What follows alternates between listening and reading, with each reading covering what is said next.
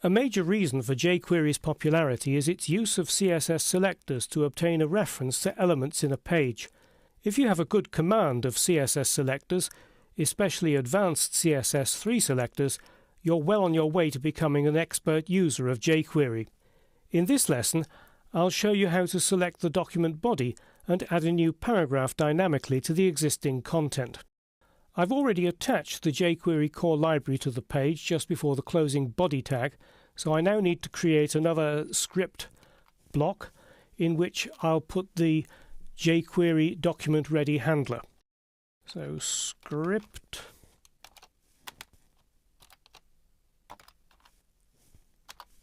Now the document ready handler is something that you use so often. I have created a snippet for it which I've saved in my snippets panel, which is that little icon here. And I'm just going to double click, and there's my document ready handler. As the name suggests, the document ready handler runs code immediately that the document is ready. If you want to create other code that doesn't need to run immediately when the document is ready, you can create it down here within the script block below the document ready handler. But what I'm going to be doing now, I need to run immediately that the page loads, so it goes inside the document ready handler. Just about everything that you do in jQuery begins with the $sign. The $sign is actually shorthand for the jQuery JavaScript object. So after the $sign, open parenthesis, Dreamweaver brings up a couple of code hints. They're not relevant to what we want to do at the moment. What I want is to select the body, so I need to use the word body, in other words, an ordinary tag selector from CSS, not within angle brackets, but within quotes. It doesn't matter whether you use single or double quotes. I'm going to use single quotes.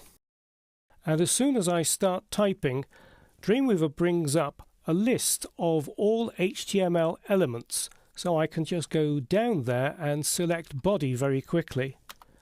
So it's helping me select the correct tag very quickly. Put my cursor outside of the closing quotes and then a closing parenthesis.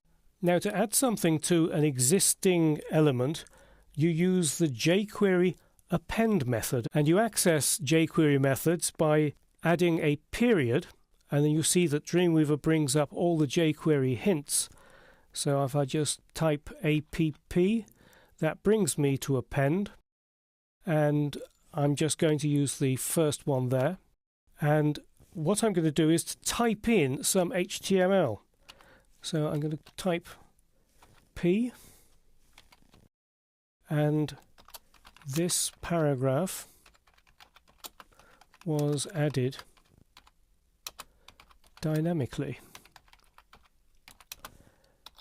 and then a closing P tag.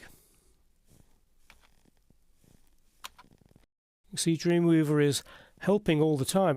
It knows that this jQuery method will accept HTML as its argument. So just to finish off, move outside the closing quote, add a closing parenthesis and a semicolon. And that's all I need to do to add an extra paragraph dynamically to the body of the page. Let's just save the page and test it in live view. And there you can see that the paragraph was added dynamically. And if you switch on live code, you'll see that I've got the jQuery function down here.